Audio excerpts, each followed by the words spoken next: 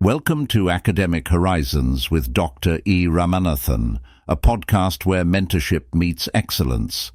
Hosted by Dr. E. Ramanathan, PhD, an esteemed academic mentor, this show dives into the inspiring journeys of students under his guidance.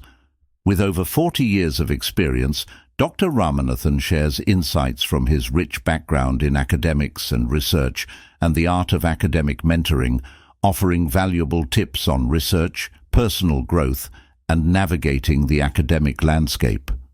Whether you're a student, educator, or lifelong learner, tune in for thought-provoking conversations and real-world wisdom aimed at unlocking your full academic potential.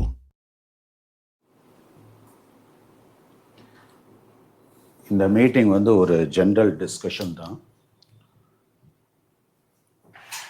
இது எதுக்காக அப்படின்னா continuous அசஸ்மெண்ட்டுன்னு சொல்லுவாங்க. நம்ம எந்த ஒரு டாஸ்க்கை எடுத்தாலும் அது நம்ம கரெக்டான ட்ராக்கில் போயிட்டு இருக்கோமா அப்படிங்கிறத நாம் ஒவ்வொருத்தருமே செல்ஃப் அசஸ்மெண்ட்டு பண்ணிக்கணும். இந்த செல்ஃப் அசஸ்மெண்ட்டு அதாவது ஒரு சுய மதிப்பீடுன்னு சொல்லுவோம். செல்ஃப் எவால்யூவேஷன் பண்ணலைன்னா ஒன்று நீங்கள் நல்லா புரிஞ்சுக்கணும். இன்னொருத்தர் நம்மளை மதிப்பீடு பண்ணுறது அப்படிங்கிறத விட நமக்கு நாமளே மதிப்பீடு பண்ணிக்கிட்டோம், எவால்யூவேஷன் பண்ணிக்கிட்டோம்னாக்கா ரொம்ப நல்லது. அது மூலியமாக இப்போ நீ என்ன ஏதாவது ஒரு குற்றம் சொன்னால் கூட என்னுடைய செல்ஃப் எவால்யூவேஷனில் நான் அது தப்பு பண்ணியிருந்தேன், இது நாம் திருத்திக்கணும் அப்படின்ற ஒரு எண்ணம் இருந்ததுன்னா அதே விஷயத்த நீ சொன்ன அப்படின்னா அப்பா நம்ம தான் நினச்சிருந்தோம், நம்ம சொன்னதை அவளும் சொல்கிறான்றதுனால உனக்கு என் மேலே இல்லைன்னா எனக்கு உன் மேலே கோவம் வராது. நீங்கள் நல்லா கவனித்து பார்க்கணும்.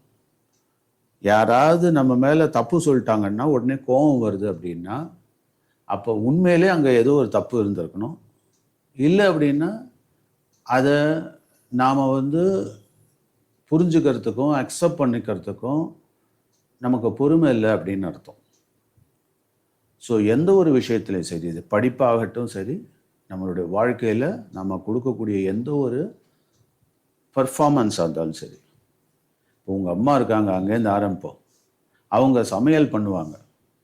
சமையல் பண்ணிவிட்டு அப்பாட்ட கேட்பாங்க, இல்லாட்டினா உங்கள்கிட்ட கேட்பாங்க, ஏய் நல்லா இருக்கா அப்படின்னு.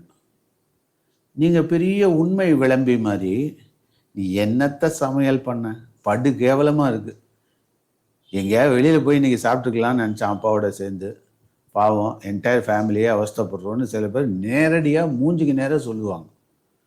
அது உங்கள் அம்மாவுக்கு என்கரேஜிங்காக இருக்குமா? சத்தியமாக இருக்காது. அதே டயத்தில் அவங்க வாங்கியும் கட்டிப்பாங்க. உங்கள் அம்மா என்ன பண்ணுவாங்கன்னா நல்லா தான் பண்ணியிருப்பாங்க, அதை இன்னொருத்தர் அப்ரிஷியேட் பண்ணணுன்றதை சில பேர் நினைப்பாங்க. எல்லாரும் நினைக்கிறதில்ல, முக்கால்வாசி பேர் நினைப்பாங்க. அப்போ ஒரு செயலை செஞ்சோம் அப்படின்னா நாம் என்ன பண்ணணும்? அப்ரிஷியேட் பண்ணணும். சும்மானாச்சுக்கு வாய் வார்த்தைக்கு அப்ரிஷியேட் பண்ணணும் அப்படிங்கிறத மனதளவில் பண்ணணும். அப்போது இந்த கிரிட்டிக்ஸு, கமெண்ட்ஸு இதெல்லாம் நாம் தயாராக இருக்கணும், உறுதியாக இருக்கணும். அப்போ அந்த கமெண்ட்ஸு நம்ம சொல்கிறதுக்கும் சில வழிமுறை இருக்குது. அதே டயத்தில் அந்த கமெண்ட்ஸுக்கு எப்படி ரியாக்ட் ஆகுறது அப்படின்றதுக்கும் சில வழிமுறை இருக்குது. இப்போ உதாரணத்துக்கு, இப்போது உங்கள் வீட்டில் உன்னை பற்றி ஏதாவது சொன்னாங்கன்னா அது ஒன்றை மட்டும் பாதிக்க போகிறது இல்லை, என்னையும் பாதிக்கும். ஏன்னா நானும் உங்களோட பார்ட் அண்ட் பார்சலாக ட்ராவல் பண்ணிகிட்டு இருக்கேன். அப்படி தான் நான் நம்புகிறேன். எனக்கு சின்ன வயசுலேருந்தே எனக்கு என்ன கற்றுக் கொடுத்துருக்காங்கன்னா, நான் இங்கே போட்டிருக்கல, தீதும் நன்றும் பிறர் தர வாரா, அது மாதிரி you are the problem and you are the solution.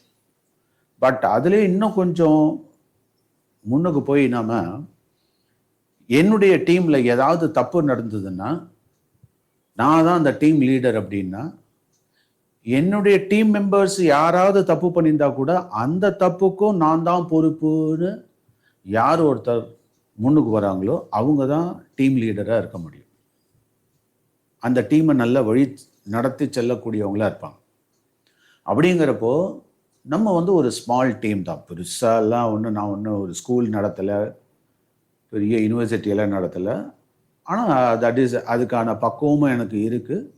என்னால் முடிஞ்ச அளவுக்கு ஒரு ஸ்மால் கிங்டம், அதை சரிவர நடத்தணும் அப்படின்றதுனால நானும் சக்ஸஸ்ஃபுல்லாக 40 வருஷமாக பிரமாதமாக பண்ணிகிட்டு இருக்கேன். இன்னும் குவாலிஃபை பண்ணணும், குவாலிட்டி இம்ப்ரூவ் பண்ணணும் தான் நானும் குறிக்கோளாக இருக்கேன். அதுக்கு தான் இந்த மீட்டிங். ஸோ இதில் சில நிறை குறைகள் இருக்கலாம். குறைகள் இல்லாமல் எந்த ஒரு நிறுவனமும் கிடையாது. எல்லாம் நிறைஞ்சு போச்சு அப்படின்ட்டு எல்லாரும் மகிழ்ச்சியோட இறைவன்கிட்ட கூட நம்ம குறை கண்டுபிடிக்கிற ஆளுங்க. குறை கண்டுபிடிப்போம். அவனுக்கெல்லாம் அப்படி வச்சிருக்கே, இத்தனை பாவம் பண்ணுறான், தப்பு பண்ணுறான், அவனை நல்ல விதமாக வச்சுருக்க, என்னை போட்டு டார்ச்சர் பண்ணிட்டு இருக்கியே அப்படின்னு சொல்லிட்டு சம்டைம்ஸ் நமக்கு சோசன் காட் மேலேயே நமக்கு கோபம் வரும். அது வேறு விஷயம்.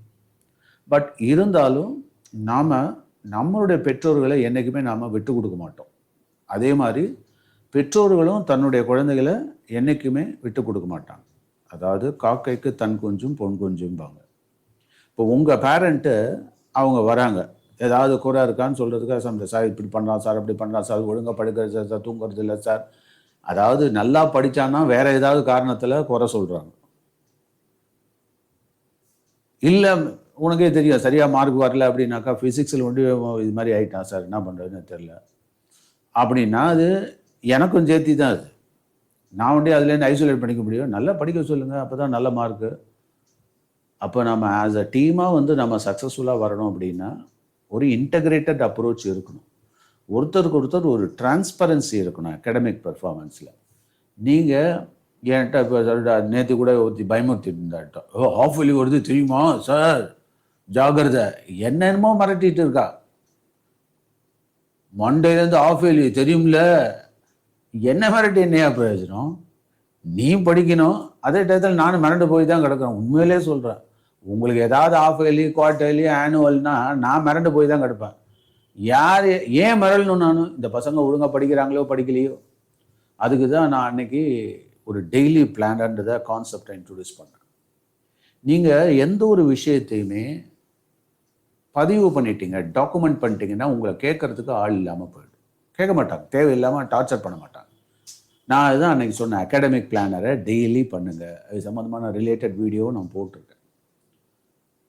இப்போ எனக்கே என்ன பெரிய பிரச்சனைனா, நான் வந்து டெக்னாலஜியை ரொம்ப அட்வான்ஸ்டாக யூஸ் பண்ணிகிட்டு இருக்கேன். அது மூலிமா எனக்கு எந்த பர்ஃபார்மன்ஸு டிட்டோரேஷன் கிடையாது. மேலே மேலே இம்ப்ரூவ்மெண்ட்டு தான், மேலே மேலே நான் லேர்ன் பண்ணுறேன். Everyday I am a new learner. New திங்ஸை லேர்ன் பண்ணுறவங்க எல்லாமே நியூ லேர்னர். ஒரு டீச்சர் நல்ல லேர்னராக இருந்தால் தான் அவர் ஒரு நல்ல டீச்சராக இருக்க முடியும். அந்த ஆஸ்பெக்டில் நான் everyday till my last breath of life I will be learning. அப்போ I am maintaining myself as a very good teacher. இதில் வந்து நான் எந்த விதமான காம்ப்ரமைஸும் வச்சுக்கிறது இல்லை. அப்படிங்கிறப்ப நான் போய் எங்கேயாவது போய் எனக்கு மேலே யாரா படிச்சிருக்கா அப்படின்றத பார்த்தெல்லாம் போய் கற்றுக்க முடியுமா? முடியாது. அப்படிங்கிறப்ப இந்த ரிசோர்ஸஸை பயங்கரமாக யூஸ் பண்ணுறேன். புக்காக இருந்தாலும் சரி, ஆடியோ புக்காக இருந்தாலும் சரி. எனக்கு வந்து கிட்டத்தட்ட நான் 12 hours ஒர்க் பண்ணுறேன் அப்படின்னா அதில் 12 hours நான் லேர்ன் பண்ணுறேன். இப்போ உங்களுக்கு நான் டீச் பண்ணுறப்பே நான் லேர்ன் பண்ணிகிட்டு இருக்கேன். அப்படி தான் நான் எடுத்துப்பேன். நீ ஏதாவது கேள்வி கேட்டால் கூட பேரலாக ஞாபகம் இருந்தால் பதில் சொல்லிவிடுவேன், இல்லாட்டாக்கா ரெஃபர் பண்ணி கண்டிப்பாக அதை பற்றி டிஸ்கஸ் பண்ணுவேன்.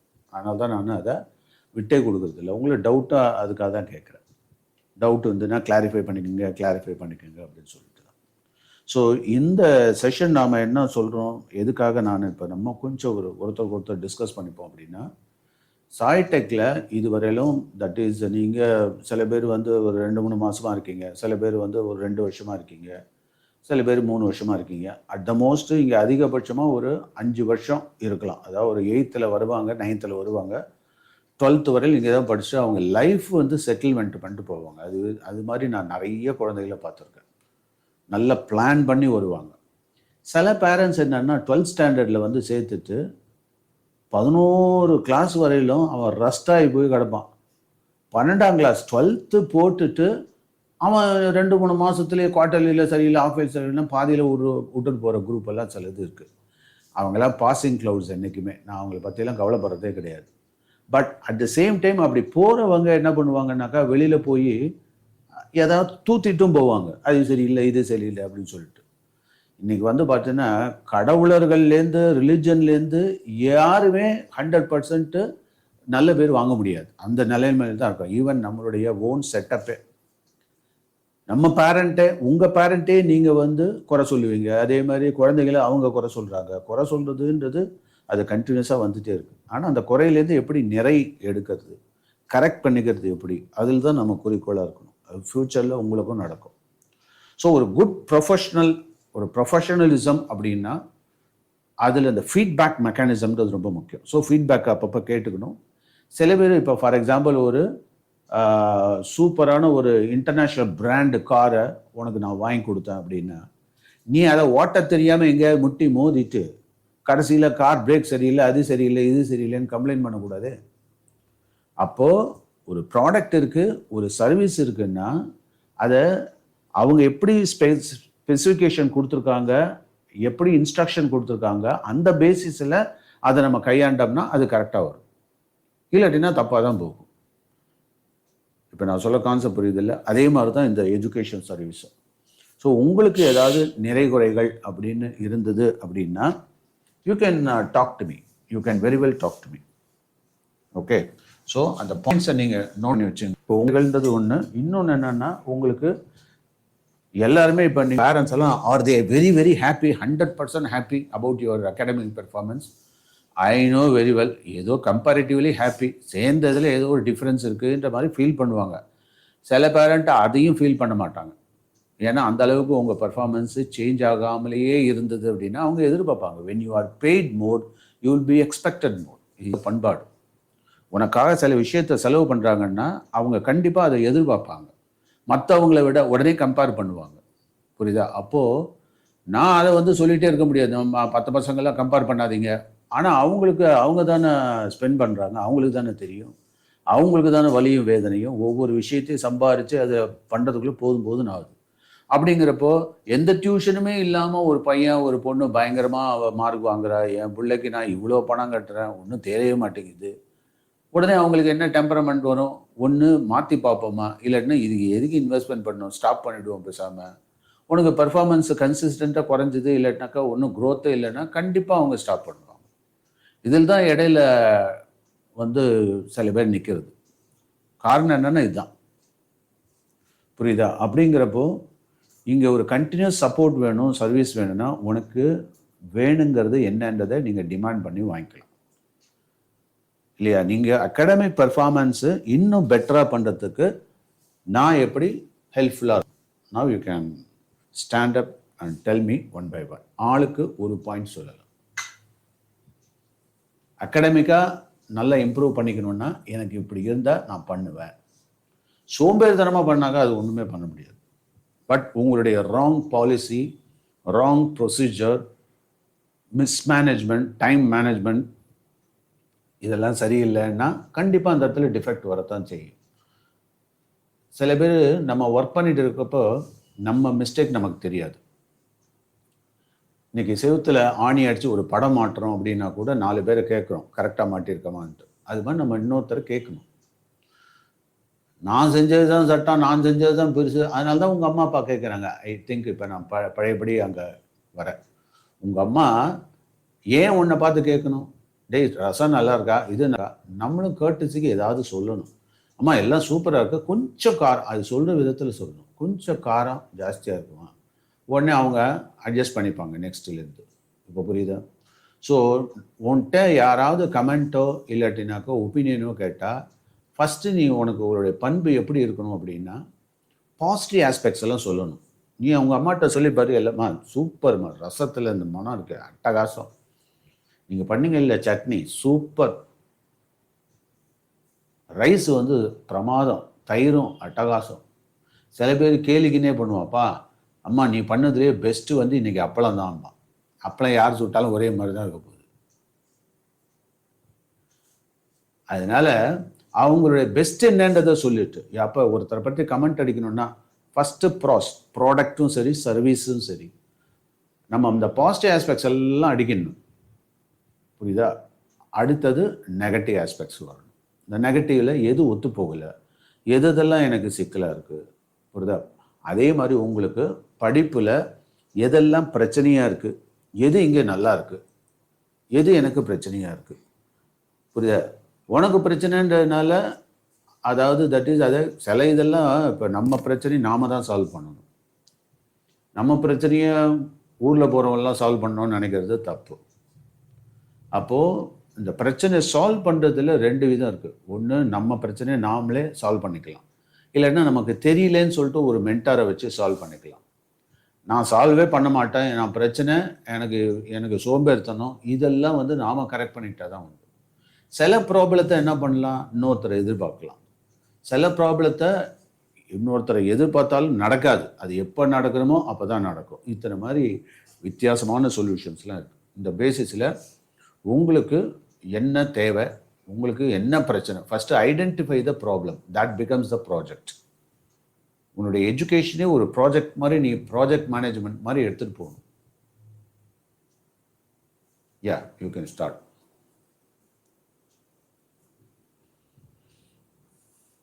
உனக்கு ரீசெண்டாக நீ என்கவுண்டர் பண்ண பிரச்சனை என்ன, என்ன ப்ராப்ளம்? அகாடமிக்காக நான் சொல்கிறேன். சார் ரீசெண்டாக என்ன ஒரு நாய் துரத்துச்சுன்னுலாம் நான் கேட்கல. ஒன்றை துரத்துனது அதாவது ஒன்றை அஃபெக்ட் பண்ணுறபடி எனக்கு இந்த அகாடமிக்காக எனக்கு கொஞ்சம் சிக்கலானது எதனால், அதுக்கான தீர்வு, அதுக்கான சொல்யூஷன் ஒன்ட்ட இருக்கா, இல்லாட்டினா அதை என்கிட்ட கேட்கணும்னு நினைக்கிறியா? தாராளமாக கேள். என்னால் முடிஞ்சது நான் கண்டிப்பாக செய்கிறேன், ஒன் பை ஒன். ஆனால் ஒவ்வொன்றுத்துக்கும் நேரங்காலன்னு இருக்குது, அதுவும் முக்கியம். இப்போ திடீர்னு அவள் என்ன பண்ணுவா, சார் அப்படியா சார், கார்பனைல் காம்பவுண்ட்ஸ் எனக்கு சுத்தமாக தெரியாதும்பா. புரியுதா? கார்பனைல் காம்பவுண்ட்ஸ் நான் இன்னும் எடுக்கவே இல்லை ஃபார் இன்ஃபர்மேஷன். ஸோ எடுக்கிறப்ப நல்லா கவனி, அதுக்குன்னு ஒரு டைமிங் இருக்குது, கண்டிப்பாக அதை எடுப்பேன். போன மாதம் வந்து ஜாயின் பண்ணிவிட்டு எனக்கு வந்து அந்த ஃபஸ்ட் லெசனில் ஒன்றுமே தெரில, நீங்கள் ஒன்றுமே சொல்லித்தரல, நான் ஒன்றும் பண்ண முடியாது. ஆனால் அதுக்கு தான் இந்த மாற்று ஏற்பாடு என்ன பண்ணியிருக்கேன்னா, இந்த டெலிகிராம் சேனல்ன்றதை க்ரியேட் பண்ணியிருக்கேன். இது வந்து ஒரு பியூட்டிஃபுல் செட்டப். இது சாப்டர் வைஸ் சேனல் க்ரியேட் பண்ணிட்டேன். க்ளியர் பண்ணுறப்போ இப்போ நீ ஒரு யூடியூப்பில் போயிட்டு அதை பண்ணனா சோசியல் மீடியாவில் டைவர்ஷன்ஸ் எல்லாம் இருக்கும். ஒரே கண்டென்ட்டாக 10 பேர் 10 விதமாக சொல்லிட்டு இருப்பாங்க, அது டைம் வேஸ்ட் ஆகிட்டு இருக்கும். ஆனால் நம்ம இதில் நான் பண்ணேன் அப்படிங்கிறதுனால உனக்கு ஒரு ஃபெமிலியாரிட்டி இருக்கும், அதனால இன்னும் கொஞ்சம் பெட்டராக இருக்கும். சில யூடியூப்லாம் பார்த்தீங்கன்னாக்கா அப்படியே ஆரம்பம் திடீர்னு ஹிந்தியில் போயிடுவோம், நமக்கு ஒன்றும் புரியாது. ஸோ பெஸ்ட் திங் என்னென்னா, நமக்கு ஃபெமிலியரான ஆட்கள் நமக்கு சொன்னால் நல்லா இருக்குமே அப்படிங்கிறது தான் நம்மளுடைய கான்செப்ட். ஸோ அந்த பேசிஸில் இப்போ நீங்கள் சில பேர் ரொம்ப லேட்டாக ஜாயின் பண்ணியிருக்கீங்க. ஸோ அதுக்கு பெஸ்ட்டு வந்து வீடியோ. ஸோ வீட்டில் வந்து வீடியோவை பார்த்தாலே திட்டுறாங்க, யூடியூப் வீடியோ, எப்போ பார்த்தாலும் யூடியூப் வீடியோ. நான் சாரோட வீடியோ தான் பார்க்குறேன்னாலும் ஒத்துக்க மாட்டாங்க சம்டைம்ஸ். நீ அந்த மாதிரி வேலையெல்லாம் பண்ணுவேன் இல்லையா? திடீர்னு போயிடுவேன், ஜாஸ் மியூசிக் கேட்டுப்பேன், கொரியன் மியூசிக் கேட்டுட்டு ஜிங்கின்னு உட்காந்துருப்பேன். அதுவும் தப்பு. இதை உடைக்கிறதுக்கு எது வழி? இப்போ நான் என்ன பண்ண போகிறேன்றதை நான் உங்களுக்கு தெளிவாக சொல்லிடுறேன். உங்களுக்கு நான் என்ன பண்ண போகிறேன்னா, நிறைய நம்மளோட யூடியூப்பில் 3000 வீடியோ போல் நம்ம கண்டென்ட் தயார் பண்ணி போட்டிருக்கோம். இது எல்லாத்தையும் ரிமூவ் பண்ண போகிறேன் ஒவ்வொன்றா. ஏன்? மற்றவங்க பார்க்கக்கூடாதுன்றதுக்காக இல்லை. இனிமேட்டுக்கு சோசியல் மீடியாவை எப்படி யூஸ் பண்ணணும்னா அது வெளியிட்டிருக்கேன். அது அதாவது ரெஸ்பான்சிபிள் ஸ்டூடெண்ட் பார்க்கணுன்னா அது சோசியல் மீடியாவிலேருந்து பார்த்து தெரிஞ்சுக்க முடியாது. இப்போ நான் போய் ஒரு இடத்துல சர்ச்சிலேயோ கோவில்லையோ இல்லாட்டினா பிள்ளையார் கோவில் அங்கே போய் நின்றுக்கிட்டு கெமிஸ்ட்ரி ஃபிசிக்ஸ்னால் என்னன்னு சொன்னேன்னா யாருக்கு என்ன புரிய போகுது? யாருக்கு இப்போ பைத்தியக்கார மாதிரி நம்மளை நினைப்பாங்க. இந்த உலகம் பயனடையட்டும் அப்படின்னு சொல்லிட்டு நான் போய் தெருவில் நின்றுக்கிட்டு A+B² என்ன தெரியுமா, வாங்க ஒவ்வொருத்தரா அப்படின்னு கேட்டால் என்னை வந்து கிள்ளுகிறியே ஆக்கிடுவாங்க. நீ நினச்சி பாரு. இது பணம் கொடுத்து ஒரு இடத்துல உட்காந்துருக்கிறதுனால அதோட சீரியஸ்னஸ் நமக்கு தெரியுது. அதனால தான் ஒரு குரு சொல்லித்தரணும்னா அவருக்கான தட்சணையை கொடுத்துட்டு நம்ம கற்றுக்கணுங்கிறது, அதுதான் பண்பாடு. இது குருவுக்கும் சிஷ்யனுக்கும் அவங்க ஃபேமிலிக்குமான ஒரு அண்டர்ஸ்டாண்டிங். இதே டயத்தில் எல்லாரும் இங்கே வந்து கற்றுக்கணுன்னா நம்மளால் முடியாது. அதுக்கு தான் நம்ம இந்த டெலிகிராம் சேனல் மாதிரின்றதை போட்டிருக்கோம். காஸ்ட் எஃபெக்டிவாக பண்ணிட்டேன். இதை கிட்டத்தட்ட ஆல்மோஸ்ட் ஒரு சேனல், சாப்டர் வைஸ் சேனல் அப்படின்றத கொண்டு வந்திருக்கோம். அதுக்கு வந்து 100 rupees மட்டும்தான் சார்ஜ் பண்ணுறோம். இதை நீங்கள் தயவுசெய்து பல பேருக்கு ப்ரமோட் பண்ணணும். உங்கள் ஃப்ரெண்ட்ஸ் சர்க்கிள்லாம் கொஞ்சம் ப்ரமோட் பண்ணுங்கள். கண்டிப்பாக இது யூஸ்ஃபுல்லாக இருக்கும். இதில் அவங்க ஏதாவது டவுட் யாராவது கேட்டிருந்தா கூட அதை அப்கிரேட் பண்ணிக்கிட்டே இருப்போம். இன்றைக்கி இப்போ இந்த ஆப்டிக்ஸ்ன்றதை ரிலீஸ் பண்ணியிருந்தேன். எத்தனை பேர் வந்து அந்த ஆப்டிக்ஸை வந்து வாட்ஸ்அப்லேயும் டெலிகிராம்லேயும் பார்த்தீங்க? சேனலில் யாருமே பார்க்கல. அது போய் ரீச் ஆகலை. இப்போ பிலீவ் மீ ஆர் நாட், நான் வாட்ஸ்அப்பில் ஒரு ஆட் மாதிரி கொடுத்தேன், 15,000 பேர் பார்த்துருக்காங்க. எத்தனை பேர்? 15,000 பேர் பார்த்துருக்காங்க. அது நான் செலக்டிவாக தான் போட்டிருக்கேன். ஸ்டூடெண்ட்ஸு, டீச்சர்ஸு, பேரண்ட்ஸு, அது படிக்கிற சூழ்நிலையில் உள்ளவங்களுக்கு மட்டும் போகிற மாதிரி தான் பண்ணியிருக்கேன். ஸோ சாதாரணமானவங்களாம் பார்க்கல. எல்லாரும் ஸ்டூடெண்ட்ஸு, டீச்சர்ஸ், பேரண்ட்ஸு, அந்த படிக்கிற ஸ்டூடெண்ட்டோட பேரண்ட்டு அவங்க தான் பார்த்தோம். அதான் நீட் ஜேஇயில் ஆர்வம் உள்ளவங்க 12th ஸ்டாண்டர்ட் 11th ஸ்டாண்டர்ட் அவங்களுடைய பேரண்ட்டை பார்க்குற மாதிரி அந்த சப்ஸ்கிரைபரை அந்த மாதிரி தான் அளவிட்டு நான் பண்ணியிருக்கேன். அதுக்கான ப்ரொசீஜர்லாம் இருக்குது, பண்ணியிருக்கேன். தமிழ்நாடு ஃபுல்லாக, தமிழ்நாடு மட்டும்தான் இருந்துச்சேன். பிலீவ் மீ ஆர் நாட், எல்லாரும் என்கொயரின்னு கேட்குறாங்களே ஒழிய, புரியுதா? அதில் கிட்டத்தட்ட ஒரு 100 பேர் போல் என்கொயரி 15,000 பேர்கிட்ட நம்ம போனதில் 100 பேர் நமக்கு ரெஸ்பாண்ட் பண்ணியிருக்காங்க. அந்த 100 பேருக்கும் நானும் ஒரே பதிலே சொல்லியிருக்கேன், pay and use our channel, வேணா you can see our samples in video. ஒருத்தர் கூட இந்த 100 ரூபாயை கொடுத்து படிக்கணுன்ற எண்ணமே இல்லை. இவங்க எல்லாமே என்ன நினச்சிருக்காங்க, எல்லாம் யூடியூப்ல இருக்கு, எல்லாமே அது இருக்கு, எல்லாம் ChatGPTல இருக்கு அப்படின்னா, அப்போ நாம் எதுக்கு? மனுஷன் எதுக்கு? டீச்சர் எதுக்கு? யூனிவர்சிட்டி எதுக்கு? அந்த சீரியஸ்னஸ் இல்லை. இவங்களை என்ன பண்ணுவாங்க, இப்போ நான் தான் உங்களுக்கு எத்தனையோ விஷயங்களை சீரியஸாக நான் அனுப்பிச்சிருக்கேன், நீங்கள் பார்த்துருக்க கூட மாட்டீங்க. ஏன்னா அதோட மதிப்பு தெரியல. ஒரு இடையன் என்ன பண்ணான்னா, அப்படி போனான், பல ஒரு கல். அந்த கல்லை வந்து அழகாக இருக்கே அப்படின்னு சொல்லிட்டு என்ன பண்ணான், தன்னுடைய ஆட்டுக்கு, கவனிக்கிறியா, ஆட்டுக்குட்டிக்கு கட்டி விட்டான். அதை கட்டி விட்டு அப்படியே அழைச்சிட்டு போகிறான். ஒரு கிராமத்தில் பார்த்தோன்னா, சூப்பராக இருக்கேப்பா, நீ போய் இதை போய் ஆட்டுக்குட்டி கட்டியிருக்க அப்படின்னு ஒருத்தன் கேட்குறான் அந்த கல்லை. உடனே அவனுக்கே வந்து உண்மையிலே நல்லா தான் இருக்குது அப்படின்னு சொல்லிட்டு அவன் கழுத்தில் கட்டிக்கிறான். அவன் கழுத்தில் கட்டிட்டோன்னே இன்னொரு ஊருக்கு போகிறான். கழுத்தில் அப்படியே பளபளன்னு இருக்கு அந்த கல். இவன் என்ன பண்ணுறான், அந்த ஊரில் ஒரு பெரியவர் பார்த்துட்டு, ஏன்பா இதை போய் நீ, உனக்கு எப்படிப்பா கிடச்சிது, இதை போய் நீ கழுத்தில் கட்டிகிட்டு இருக்க, பாதுகாப்பாக வைக்க வேண்டியது, வேல்யூ பயங்கரம்பா அப்படின்னு இவனுக்கு டவுட் வந்துடுது, இதுக்கு ஒரு வேல்யூ இருக்கோ. உடனே என்ன பண்ணுறான், நான் இந்த வேல்யூ எவ்வளோ தெரிஞ்சுக்கிறது, இது வந்து கிட்டத்தட்ட ஒரு 1000 ரூபாய் இருக்கும்பா அப்படிங்கிறான். அடுத்த ஊருக்கு போகிறான். அடுத்த ஊருக்கு போகிறோன்னா அவன் சொல்கிறான், தம்பி நீ என்னப்பா கிட்டத்தட்ட ஒரு 10,000 ரூபாய்க்கு வெகுமானம் உள்ள அந்த வேல்யூ உள்ள ஒரு பொருளை நீ கட்டியிருக்கியே, எவனா தூக்கிட்டு போயிட்டானா என்ன பண்ணுறோன்னா இவனுக்கு பயம் வந்துருச்சு. ஆஹா, ஸோ அப்போ இதை பற்றிய உண்மையான அறிவு, வேல்யூ ஒரு வயலுக்கும் தெரியல. ஒருத்தன் 1000 ரூபான்னா இன்னொருத்தன் 10,000 ரூபான்னா. உடனே இவன் என்ன பண்ணுறான், இதோட வேல்யூ தெரிஞ்சுப்போம் அப்படின்னு சொல்லிட்டு என்ன பண்ணுறான், இது என்னன்றது தெரிஞ்சுக்கணுன்றதை ஒரு அங்கே உள்ள ஒரு பெரியவர்கிட்ட கேட்குறான். கேட்டோன்னே, தம்பி நீ வச்சிருக்கிறது வைரக்கல், அந்த வைரம் வந்து அவ்வளோ ஜொலிக்குது, நைட்டில் கூட டால் அடிக்குது அப்படியே அப்படின்னோன்னு, அதனால தான் அதுக்கு விலை ஜாஸ்தி. இது என்ன விலையாக இருக்கும், இது எனக்கு தெரியாது, ஏதாவது தங்க வியாபாரி, வைர வியாபாரி அவங்கள்ட்ட போய் கேட்டால் தெரியும்னு சொல்கிறான். சரின்னு வைர வியாபாரிகிட்ட போய் கேட்டால் ஒரு வைர வியாபாரி சொல்கிறான், அது வந்து 30 லட்சம் இருக்கும்பா அந்த வைர கட்டி. உடனே இவனுக்கு எங்கே 1000 ரூபாயிலேருந்து ஆரம்பிச்சு அது 20,000 30,000 1 லட்சம்னு போய் 30 லட்சம் போயிடுச்சு. அப்புறம் இருந்தாலும் நம்ம ஒரு பெரிய டவுன்ஷிப்பில் அந்த இடத்துல பார்ப்போம் அப்படின்னு சொல்லிட்டு அங்கே கேட்குறான்.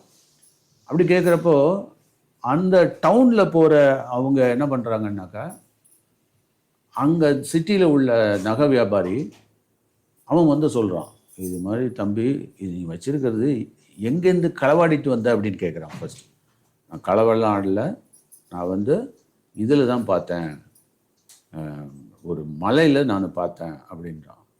நீ வச்சிருக்க வைரம் வந்து சாதாரண வைரம் இல்லைப்பா, மிகப்பெரிய வைரம் அது, இதோட விலை வந்து கிட்டத்தட்ட 20 கோடி அப்படின்னா.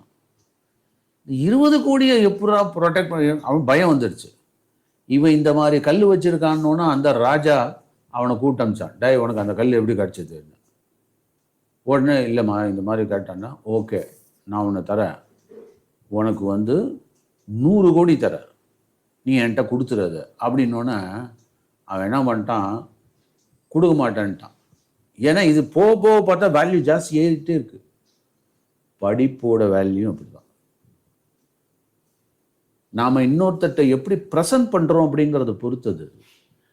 அது ஒவ்வொருத்தர் போகிற அதோட வேல்யூ இன்க்ரீஸ் ஆகிட்டு. உங்களுடைய படிப்பும் அப்படி தான். இப்போதைக்கு கசப்பாக இருக்குது.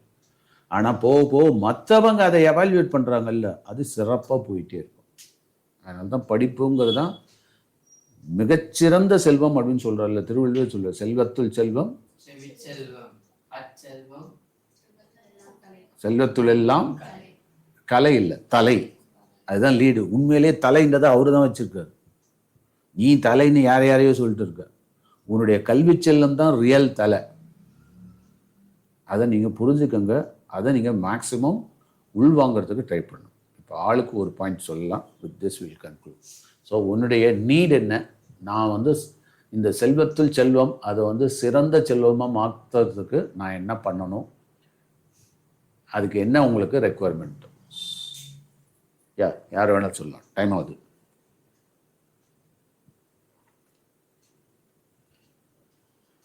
ஏன் சின்னு சொல்லணும். ஜம்முன்னு இருக்கும். அப்படியே சத்தமாக பேசு. ஒன்றும் இதெல்லாம் யாரையும் இது பண்ண போகிறது இல்லை. உங்கள் தேவையே நீங்கள் கேட்டுக்கிறீங்க. அவள் தான் நீனு என்ன சொல்லுமா? இதுவரை நான் என்ன கேட்டேன், உனக்கு என்ன தேவைன்றது சொல்லுமா. என்னத்தை சொல்லு அப்படின்னு சத்தமாக பேசு. எப்போது சபையில் சத்தமாக பேச கற்றுக்கும். நல்லா ஏன்ஷன்னு பேசு. மார்க்ஸ் கண்டிப்பாக வேணும்.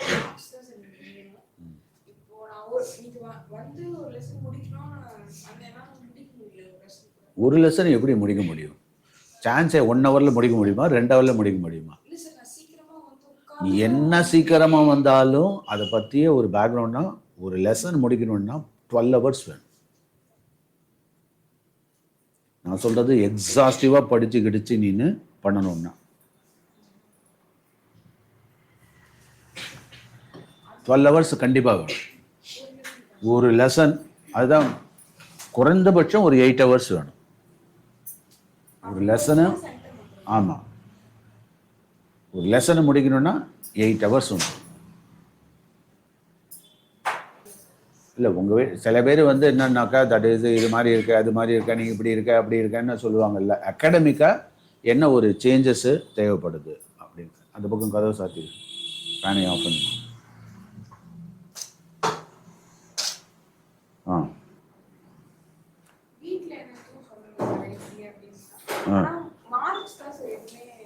மார்க்ஸு வரமாட்டேங்குது. மார்க்கே குறைஞ்சிக்கிட்டே போகுது. ஆமாம், லெசன் கூடிக்கிட்டே போகுதுல்ல. ஒரு பக்கம் லெசன் கூடிக்கிட்டே போகுது. நம்ம சரியாக பர்ஃபார்ம் பண்ண முடியலனாக்கா அது கம்மியாகிட்டே தானே இருக்கும்.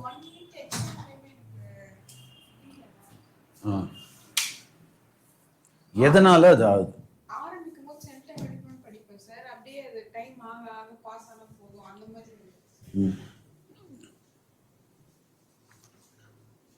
இது என்ன பிரச்சனை அப்படின்னா, நாம் இதை கடைசியாக அதாவது காலந்தள்ளி நம்ம பண்ணுறதுனால வர வேணாதான். இப்போ ஒரு எக்ஸாம், இப்போ இந்த ஹாஃப் இயர்லியா குவார்டர்லியா உனக்கு? இப்போ குவார்டர்லியில் எத்தனை லெசன்? இப்போ கெமிஸ்ட்ரியே வச்சுப்போம். எத்தனை lesson? 9 chapters quarterly. Total chapters எவ்வளோ? 15 சாப்டர்ஸில் 9 சாப்டர்ஸு குவார்டர்லினா நல்லா கவனிச்சுக்கோ. அது குவார்டர்லி கிடையாது, அது ஹாஃப் இயர்லி. உங்கள் ஸ்கூல்லே தப்பு பண்ணுறாங்க. சரி, குவார்டர்லினா என்ன அர்த்தம்? அட்லீஸ்ட்டு ஒரு 3ஆக பிரிச்சுக்கலாம். ஒரு 6 வச்சாக்கா ரீசனபிளாக இருக்கும். ஹாஃப் இயர்லியில் வரப்போ நம்ம என்ன பண்ணலாம்? 15 லெசனா ஒரு 12 லெசன் வச்சாக்கா யூஸ்ஃபுல்லாக இருக்கும். அதுக்கப்புறம் ஒரு ரிவிஷன் எக்ஸாம் கொடுக்க போகிறாங்கன்னாக்கா அதுலேருந்து ஸ்டார்ட் பண்ணிக்கலாம். இப்போ உங்களுக்கு என்ன பெரிய பிரச்சனை? இந்த போர்ஷன்ஸ் எல்லாம், ஏன்னா அது ஸ்கூல் அட்மினிஸ்ட்ரேட்டிவ் பீப்புள் அடிக்கடி டெஸ்ட் வச்சாங்கன்னா அவங்களுக்கு செலவு கட்டுப்படி ஆகாது இல்லையா? ஆனால் ஸ்கூல் லெவலில், கிளாஸ் லெவலில் என்ன பண்ணலாம்? ஒரு யூனிட் டெஸ்ட் மாதிரி வச்சிடலாம். ஆனால் சில பேர் என்ன பண்ணுவாங்க, சில ஸ்கூலில் அதையும் முரட்டுத்தனமாக பண்ண வேண்டியது. டெய்லி டெஸ்ட்டு, அதுக்கு ஒரு இஷ்டத்துக்கு ஒரு பேரை வைக்க வேண்டியது. யாராவது போகிறவங்க வரவங்க எல்லாம் பேச்சை கேட்டுட்டு உண்மையிலேயே படிப்பை பல பேர் புரிஞ்சுக்கிறதே கிடையாது. இப்போ நீனு ஒரு 6 லெசன் படிக்கிறேன்னாக்கா அந்த 6 லெசன்லையும் பெரிய ஆளாக இருக்கணும்லாம் யாரும் எதிர்பார்க்குறதே இல்லை. அதில் ஒரு 3 லெசன் எடுத்துக்கேன். இந்த 3 லெசனில் நீ நல்லா கரைச்சி குடிக்கணும். நான் தான் சொல்லிட்டேனே, மினிமம் 8லேருந்து 12 ஹவர் நீ நல்ல அதை கரெக்டாக கான்ட்ரிபியூட் பண்ணியிருந்தீங்கன்னா, நம்ம என்ன பண்ணுறோம், எல்லாமே மிஸ்லினியஸாக பண்ணுறோம். அதுதான் தப்பு இருக்கு. ஒரு சாப்டர் எடுத்து அதை டீப்பாக முடித்து பல ஆங்கிளில் அதனால தான் நாம் இந்த சண்டே ப்ரோக்ராமே போட்டோம். ஆனால் இந்த சண்டேல கூட நீங்கள் என்ன பண்ணணும், கம்ப்ளீட் பண்ணாமல் போகக்கூடாது. நான் ஓரளவு பண்ணாலும் அது இன்னும் கம்ப்ளீட் ஆச்சா ஆகலையான்றதை நீ இன்னும் கொஞ்சம் டீப்பாக திங்க் பண்ணி பார்க்கணும் இல்லையா? இப்போ இதுவரையிலும் நம்ம சண்டே கிளாஸஸ் நீ எத்தனை சண்டே அட்டன் பண்ணியிருக்க? அதுவே தெரியல. எத்தனை மாசமா வர? ஜூலையில் வர. ஸோ ஜூலை, ஆகஸ்ட், செப்டம்பர் 3 மாதம்னு வச்சுக்கோமா. 2 மாதம், ஜூலை எண்டுன்னு ஆயிடுச்சுன்னு நினைக்கிறேன். ஸோ ஆகஸ்ட், செப்டம்பர் 2 மாதம் ஆயிடுச்சு ஃபுல்லாக. கரெக்டாக? ஜூலையா ஆகஸ்டா? ஜூலை. ஸோ ஜூலையும் ஆகஸ்ட்டு 2 மாதம் ஃபுல்லாக கோர்ஸ் அட்டன் பண்ணியிருக்கேன். எல்லா சண்டேலையும் நம்ம கிளாஸ் எடுத்துட்டோம். மிஸ் பண்ணதெல்லாம் காம்பன்சேட் பண்ணிட்டேன். அப்படின்னா இது வரையிலும் நல்ல ஒரு பேரண்ட் கேட்டாங்கன்னா நான் பதில் சொல்லணும்ல இல்லையா? எவ்ரி சண்டே நம்ம 4 சண்டே வச்சுருக்கோம். 3 சண்டேனே வச்சுக்கோ. ஏன்னா ஒரு சண்டே நீட்டில் மேக்ஸுக்கு லீவு, இன்னொரு பக்கம் ஐஐடி ஜேஇ பண்ணுறவனுக்கு பயாலஜி லீவு. 3 சண்டேன்னு வச்சுப்போம். ஸோ 6 சாப்டரில் நீ தயாராக இருக்கணுமா இல்லையா? என் கணக்குக்கு. ரிபேக்கா, நீ எத்தனை மாதமாக வர? 3 மந்த்ஸாக வர. 3 மந்த்ஸ்ன்னா 9 சாப்டரில் நீனு சவுண்டாக இருக்கணும். எங்கள் சார் சூப்பராக கற்றுக் கொடுத்துருக்காரு. சொல்ல முடியுமா உன்னால? that includes your +1 portions also. நீ அது நான் பேசிக்கிறேன். ஆனால் நான் கேட்கறது பதில் அதுதான் வேணும். இல்லை அப்போ நான் பாஸ் ஆகலை. நான் அப்படி தான் எடுத்துக்கிறேன். இதில் என்ன பெரிய பிரச்சனைன்னா, நீங்கள் என்ன தெரியுமா பண்ணிட்டீங்க, நான் ஒரு சண்டேல ஒரு சாப்டர் கிட்டத்தட்ட முடிச்சிடறோம்ல, கிட்டத்தட்ட முடிச்சிடணும். சில சாப்டர் ரிப்பீட் ஆகும். ஏன்னா அது ரொம்ப டெப்த்தாக போகும், வாஸ்டாக இருக்குது சில இது. ஸோ இது யாராவது சிரமம் ப்ளீஸ், யாராவது ஒருத்தர் நீ மேக்ஸில் சொல்லு, ஃபிசிக்ஸில் சொல்லு, கெமிஸ்ட்ரியில் சொல்லு, பயாலஜியில் சொல்லு. ஃபிசிக்ஸில் எத்தனை சாப்டர் முடிச்சிருக்கோம் நம்ம நீட்டில்? நீட் அண்ட் ஜேஇ ஃபிசிக்ஸ்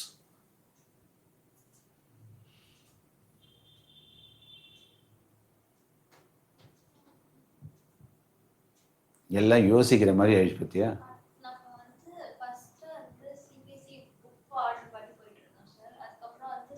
நான் அதெல்லாம் கேட்கல, இந்த கதையே வேண்டாம். டு த பாயிண்ட், என்னென்ன லெசன், எத்தனை லெசன், அதுதான் வேணும். இப்போ உங்கள் ஃபாதரை நான் கேட்குறேன், உங்கள் அப்பா ஸ்தானத்துலேருந்து நான் கேட்குறேன், ஏய் ரிபேக்கா, 3 மாசமா போய் சாய் டெக்கில் கும்மி அடிக்கிறியே, சாரு உனக்கு 3 கிளாஸு எடுத்திருப்பாரு, சண்டேல ஃபுல் டே உட்காந்துருக்காரு. ஃபுல் டே உட்காந்துங்கல்ல, 3 சண்டே ஒரு மாசத்துக்குன்னா 9 சண்டே ஆச்சு. 9 டாபிக் என்னென்ன சொல்லு. அதில் ஃபிசிக்ஸில் 3, கெமிஸ்ட்ரியில் 3, பயாலஜியில் 3, அவ்வளோதானே? சரி, பயாலஜியில் என்ன? பயாலஜியில் என்னென்ன பார்த்தோம்? Living world classification. அது 2 கிளாஸஸ் ஆயிடுச்சு. ஏன்னா கொஞ்சம் வாஸ்ட் அது. ஓகே.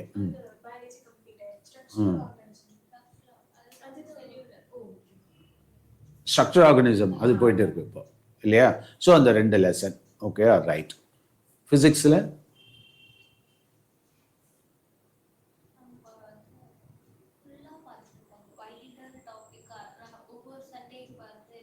ஃபிசிக்ஸ் எல்லாம் ஃபுல்லாக பார்த்துருக்கோம். அப்படியே அதை லிங்க் பண்ணியும் பார்த்துருக்கோம். அட்டாமிக் ஸ்ட்ரக்சர் இதெல்லாம் பார்த்துருக்கோம்.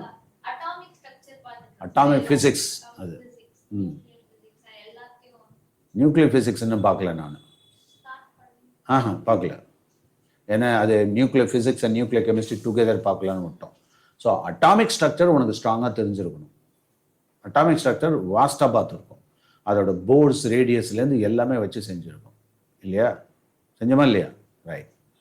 அதே மாதிரி கெமிஸ்ட்ரியில் அங்கேயும் அட்டாமிக் ஸ்ட்ரக்சர் பார்த்துட்டோம். அதுக்கப்புறம் பேசிக் கான்செப்ட்ஸ்னு சொல்லிட்டு அது ஸ்ட்ராங்காக பார்த்துருக்கோம் இல்லையா? அப்புறம் ஆர்கானிக். ஸோ ஆர்கானிக்கில் ஐயூபாக் நாமன்கிளேச்சர்லாம் வச்சு செஞ்சுட்டோம். அதோட கிளாசிஃபிகேஷன் எல்லாமே க்ளீனாக தெரியும். இப்போ இதில் எடுத்ததில் ஒவ்வொன்றுலையும் ஃபிசிக்ஸில் 3, கெமிஸ்ட்ரியில் 3, பயாலஜியில் 3 இல்லையா? இப்போ இதில் நீனு ஆல்மோஸ்ட் ஒரு சாப்டர் இப்போ நான் எடுத்துட்டேன்னாக்கா அதை ஃபுல்லாக கரைச்சி குடிச்சிட்டியா, அதுலேருந்து எக்ஸாமினேஷன் நான் வந்து ஒரு நீட் எக்ஸாமினேஷன் கொஷின்ஸோ இல்லாட்டா ஜேஇ எக்ஸாமினேஷன் கொஷின்ஸோ, ஏன் அவ்வளோ தூரம் போவானே, ஒரு போர்டு எக்ஸாமினேஷன் கொஷின் கொடுத்தா ஒன்னால கிளியர் பண்ண முடியுமா? கான்ஃபிடன்ஸ் இருக்கா? இது யாரு பிரச்சனை? இது எங்கேருந்து வந்தது? நான் நடத்தியிருக்கேன், நீ ஒர்க் ஷீட் போட்டிருக்க, ஆனால் உன்னால் முடியாது, கான்ஃபிடன்ஸ் இல்லை அப்படிங்கிற. இது எங்கே குறை வருது? எங்கே தப்பு பண்ணுறீங்க நீங்கள்? நீங்கள் என்ன நினச்சிட்டு இருக்கீங்கன்னா, நான் கொடுக்குற ஒர்க் ஷீட்டு போதும்னு நினச்சது தான் தப்பு. நான் உங்களை ட்ரிகர் பண்ணி விட்டுருக்கேன், அதுக்கப்புறமும் நீங்கள் ஒர்க் பண்ணணும். அதுக்கப்புறம் அந்த ரிலேட்டட் இதில் டாப்பிக்கில் கவனம். அதனால தான் உங்களால் அந்த லெசன் பேர் கூட சரியாக சொல்ல முடியல. நீங்கள் என்ன பண்ணியிருக்கணும், அட்டாமிக் ஸ்ட்ரக்சரில் நான் போர் கான்செப்ட் செம்மையாக பண்ணியிருக்கேன் சார், பண்ணணும் இல்லையா? நீ என்ன பண்ணணும், எங்கள் competitive examination 5 years book 10 years புக்கெல்லாம் நம்மள்கிட்ட இருக்கா இல்லையா, அதை எடுத்து போர் கான்செப்ட் எங்கே வருது, அதில் என்ன கொஷின் கேட்டிருக்கான், நீங்கள் இப்படி தான் ப்ராக்டிஸ் பண்ணணும். எந்த கொஷினை கேட்டாலும் என்னால் ஆன்சர் பண்ண முடியும், அப்போ தான் அது பார்த்ததுக்கான ஒரு விளைவே கிடைக்கும்.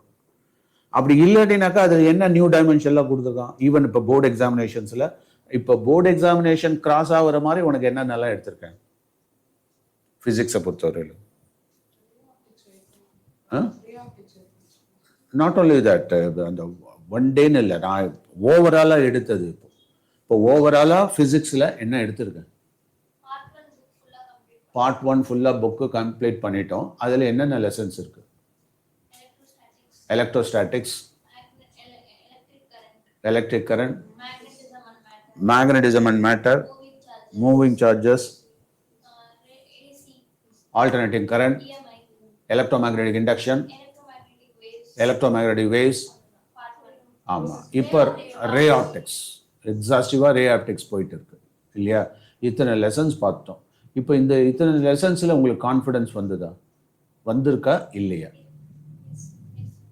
கிட்டத்தட்ட ஃபிசிக்ஸில் ஒரு 6-8 லெசன் பார்த்துருப்போமா? இந்த 8 லெசனில் நீங்கள் எத்தனை லெசன்ஸ் வந்து யூனிட் டெஸ்ட், அதாவது சீக்கட் சென்டம் சைக்கிளிக் யூனிட் டெஸ்ட் எழுதிருக்கீங்க? ஏன் எழுதலை? நம்ம என்ன பண்ணுறோம், ஒவ்வொரு நாளும் புதுசாக படிக்கணும்னு நினச்சிட்டு இருக்கவே ஒழிய பழசெல்லாம் விட்டுடுறோம். எங்கள் ஆஃபீஸில் ஒரு ஸ்டாஃப் ஒருத்தர் இருந்தார், அவர் மீதெல்லாம் வெத்தலை பொட்டின்னு வச்சுருப்பாங்க. பியூனை விட்டு வெத்தலை வாங்கிட்டு வர சொல்லுவார். வெத்தலை வாங்கிட்டு வந்தால் இந்த புது வெத்தலை இருக்குல்ல, அதை மேலே வைக்க மாட்டார், அதை கீழே வைப்பார்.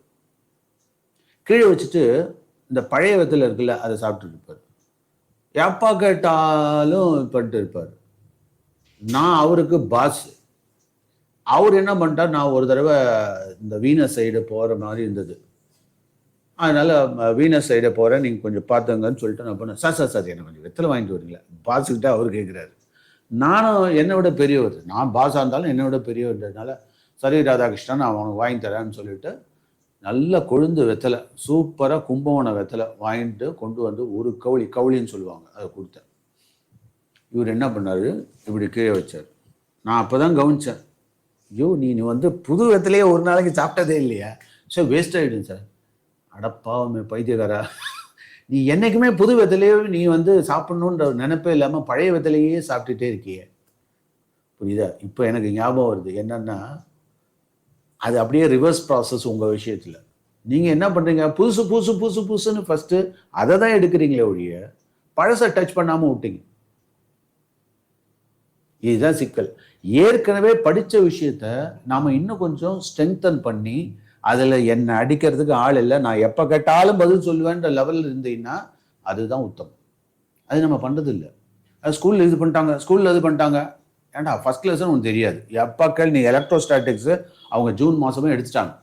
இதில் எப்போ கேட்டாலும் என்னால் சொல்ல முடியும், உன்னால் ஆணித்தரமாக சொல்ல முடியுமா? முடியாது. ஏன்?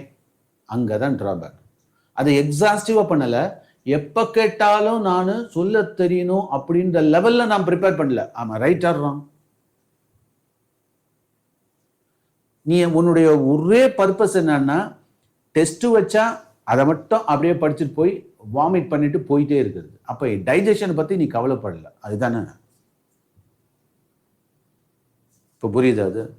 இப்போ நீ என்ன கேள்வி கேட்டாலும் எப்போ கேட்டாலும் நான் பதில் சொல்கிறேன் இல்லையா, ஓரளவு சொல்கிறேன். காரணம் என்ன? அவ்வளோ இன்டெப்த்தாக நான் போய் படித்ததுனால தானே, அவ்வளோ ப்ராக்டிஸ் பண்ணதுனால தானே. ப்ராக்டிஸ் பண்ணிட்டே இருக்கும்ல ரெகுலராக. எப்போ கேட்டாலும் கொஞ்சம் திணறினா கூட அடுத்த நிமிஷம் அப்படியே அட்ஜஸ்ட் பண்ணி டகான்னு சொல்லிட முடியும். காரணம் ரீகேப் ஆகிடும். அது நம்ம மெமரி லெவலில் போய் நம்ம பதிவு பண்ணுறது, அதுதான் பெரிய பிரச்சனை. அதை நீங்கள் பண்ணணும், கண்டிப்பாக பண்ணணும். சரியா? ஸோ அதனால் நான் உனக்கு கொடுக்கக்கூடிய ஒரே சஜஷன் என்னென்னா, 9 லெசன் இருந்ததா கவலையே படாத. அதில் 5 லெசன் பயங்கரமாக படித்து வச்சுக்கோ. அது எதெல்லாம் பழைய லெசன் அதை நல்ல ஒரு புடி. நீ என்ன பண்ணுற, புதுசாக ஏதோ பண்ணிட்டாங்க. அப்போ புதுசு கடைசி வரையில் எப்போதுமே நாளைக்கு எக்ஸாமினேஷனில் இன்றைக்கி புது லெசனே சத்தியமாக தொடவே கூடாது. It takes more time. நீ ஃபஸ்ட்டு ஒரு விஷயத்தை படிக்கிறப்ப என்ன ஆகும்னா, இட் கன்சியூம்ஸ் மோர் டைம். அது நீங்கள் நல்லா புரிஞ்சுக்கணும். அதனால் தயவுசெய்து ஏற்கனவே நல்ல உரு போட்டிருக்கீங்களா, அதை இன்னும் நல்லா உரு போட்டுட்டு அதில் டெக்னிக்கல் ப்ராப்ளம்ஸு எப்போ கேட்டாலும் பதில் சொல்ல தெரியணுன்ற லெவலில் நம்ம இருந்தோம்னா ஒன்றும் பிரச்சனையே கிடையாது. இப்போ எலக்ட்ரோஸ்டாட்டிக்ஸை பொறுத்தவரையிலும் எந்த ஃபார்முலா கேட்டாலும் உனக்கு சொல்ல தெரியும். ஹாலோ ஆல்கேன்ஸா, ஹாலோ அரீன்ஸா, ஃபீனால்ஸ் அண்ட் ஆல்கஹால்ஸ் எல்லாம் பார்த்துட்டோமா, எந்த ஃபார்முலா கேட்டாலும் என்னால் சொல்ல முடியுன்ற லெவலில் உங்களுக்கு இருக்குக்கா? சொல்ல முடியுமா? அந்த அளவுக்கு நம்ம படிக்கல, அதுதான் காரணம். அதை விட்டுட்டு நேற்றுக்கு நடத்துனாங்க, இன்னைக்கு குவார்ட்டர்லி வைக்கிறாங்க 2 நாளில், அதனால எனக்கு இந்த லெசன் முக்கியம்னு அந்த ஆட்டிடியூட் தப்பு. நம்ம என்ன பண்ணோம், பழசெல்லாம் நல்லா ஓரளவு ரெடி பண்ணிக்கணும். புதுசில் எது சார் நீ படிக்காத, நீ இப்படி தான் கேட்கணும். நாளைக்கு எக்ஸாம்னா நீ கவலைப்படாது, நாளைக்கு எக்ஸாம்னா இன்னைக்கு வா, கண்டிப்பாக வா, என்கிட்ட இம்பார்ட்டன்ட் கொஷின்னு கேட்டுக்க, என்னுடைய அனுபவம் உனக்கு நல்ல வேலை செய்யும். அப்போ நானும் சொல்லுவேன்ல, இந்த கொஷின்ஸ் எல்லாம் கொஞ்சம் படிச்சுக்கோ கொண்டுக்கோன்னு சொல்லுவேன்ல. அப்படிங்கிறப்போ அதில் புரியலன்னாக்கா என் தவறில் புதுசாக ட்ரை பண்ணாது. எல்லாத்தையும் படித்து கிடிச்சிட்டு அதுக்கப்புறம் சரி இதை கொஞ்சம் லைட்டாக டச் பண்ணிட்டு போகலாமே அப்படின்னா அது யூஸ்ஃபுல்லாக இருக்கும். அந்த மாதிரி தான் நீ எக்ஸாமுக்கு ப்ரிப்பேர் பண்ணணும். புரியுதா? இப்போ மார்க் வரணும்னா மார்க் எப்படி எடுக்கிறதுன்ற ஸ்ட்ராட்டஜி உனக்கு புரியல, அதுதான் பிரச்சனை. ஸோ அப்போ மார்க் வரதுக்கு ஸ்ட்ராட்டஜி என்ன? நோன் ஃபர்ஸ்ட், அதுதான் கான்செப்ட். உனக்கு எது ஃபெமிலியராக இருக்கோ அதை நல்லா ப்ரொஜெக்ட் பண்ண தெரியுதா? எந்தெந்த கொஷின்ஸுக்கு ஃபுல் மார்க் போடுவாங்க, இதெல்லாம் தான் கம்ப்ளீட் அனாலிசிஸ். அதை நம்ம பண்ணணும். நமக்கு இப்போ கெமிஸ்ட்ரியோ ஃபிசிக்ஸோ எழுதுன டேபிள்லாம் சம்டைம்ஸ் உட்காந்து மனப்பாடம் பண்ணிருப்போம், பைத்தியம் மாதிரி. நமக்கு தெரியறதில்ல எது படிக்கணும், எது படிக்க வேண்டிய தேவையில்லை. சில இது ரெஃபரன்ஸ்க்காக கொடுத்துருப்பான். நானே அடிக்கடி சொல்லுவேன், இந்த ரெஃபரன்ஸ்க்காக கொடுத்துருக்க வேல்யூலாம் நம்ம பை ஹார்ட் பண்ணிட்டு அதில் டைமை வேஸ்ட் பண்ணிட்டு இருப்போம். அப்போது நாம் அதை புரிஞ்சு வச்சுருக்கணும். இப்போ ஒரு டேபிள் வேல்யூ கொடுத்தான்னா 3 விஷயம் நல்லா ஞாபகம் வச்சுக்கணும். நியூட்ரலாக இருக்கிறது என்ன, உச்சபட்சமாக மேக்ஸிமம் வேல்யூ என்ன, த லோயஸ்ட் வேல்யூ என்ன, இது தெரிஞ்சாலே போதும். இதை வச்சு அடக்கிடலாம். இப்போ இந்த மெட்டல் ரியாக்டிவ் சீரீஸ் எல்லாம் பார்த்தோம்ல, அதில் மூணே கிளாஸ் தான்.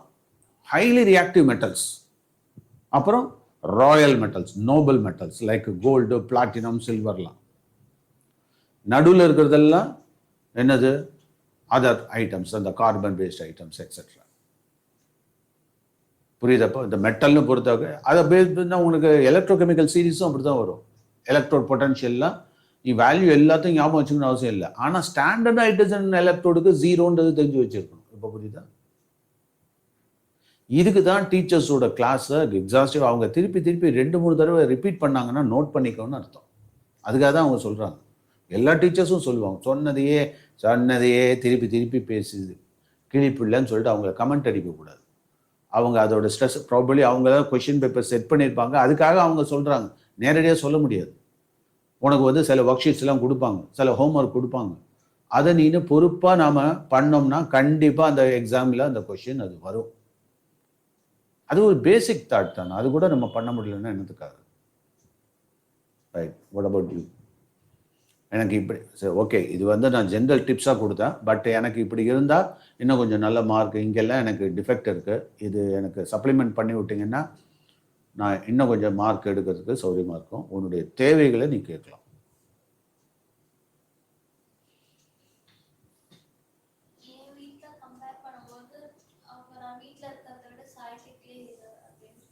குட், வெரி குட் எல்லாரும். ஆனால் நீங்கள் வந்து இங்கே ஒன்று நல்லா புரிஞ்சுக்க, சாய் டெக்கில் இருங்கன்னு தான் சொல்கிறேன். நான்லாம் படிக்கிறதுக்கு உங்களுக்கு அன்றைக்கே சொன்னேன்னு நினைக்கிறேன், இடமே இல்லாமல் தவிச்சேன்னு சொல்லிட்டு. உங்களுக்காகத்தான் எல்லாமே நான் போட்டு வச்சுருக்கேன், புரியுதா? அப்படிங்கிறப்போ நீங்கள் ஒருத்தருக்கு ஒருத்தர் டிஸ்டர்பன்ஸ் பண்ணாமல் படிங்க. நீங்கள் போய் அதை டிஸ்டர்ப் பண்ணிட்டீங்கன்னா வந்த பர்பஸ் வேஸ்ட் ஆகிடும். யாருடைய டைமையும் யாரும் திருடாதீங்க. இப்போ புரியுதா? நம்மளை சுற்றி வந்து பார்த்தீங்கன்னா டைம் ஸ்டீலர்ஸ் தான், வெட்டி பேச்சு. இப்போ அவனை கூட நான் அடிக்கடி திட்டிகிட்டே இருப்பேன், ஏன்டா வெட்டி பேச்சு? இங்கே வந்து அகாடமிக்காக ஒன்று, இப்போ நான் சொன்னல அந்த இடையன் கழுத்தில் கட்டின வைரக்கல் மாதிரி ஓன் கழுத்தில் கட்டி இருக்குங்க, அதோட வேல்யூ தெரியாமல் நீங்கள் நடந்துக்காதீங்க தயவுசெய்து. அதை இன்னும் கொஞ்சம் எவால்யூவேட் பண்ணி அதை வேல்யூ அடிஷன் தான் நீங்கள் பார்க்கணும். நீங்கள் வெட்டித்தனமாக இங்கே வந்து பேசிட்டீங்கன்னாக்கா இந்த வெரி பர்பஸ் வந்து சால்வ் ஆகாது. அதனால் இங்கே வா, நிறைய நேரம் இரு, நல்லபடி. பேரண்ட்டுக்கே ஒரு தாட் வரணும், அது எப்போ பார்த்தா சாய் டெக்கில் இருந்ததுனால. இப்போ ட்வெல்லிங் ப்ராசஸ்ன்னு பேர், அது பேர் இல்லையா? இப்போ ஃபார் எக்ஸாம்பிள் ஒரு வெஜிடபிளை வெளியில் வச்சா வாடி போயிடுது, அதே ஃப்ரிட்ஜில் வச்சா வாடாமல் இருக்குது, அது கொஞ்சம் நாளைக்கு இருக்குது. அதே மாதிரி தான் இப்போ வீட்டில் இருந்தேன்னாக்கா ஒரு டிஸ்டர்பிங் எலிமெண்ட்ஸு, யாராவது நெய்பர், அவங்க இவங்க ரிலேட்டிவ்ஸு ஃப்ரெண்ட்ஸு யாராவது வருவாங்க, டிஸ்டர்ப் பண்ணுவாங்க.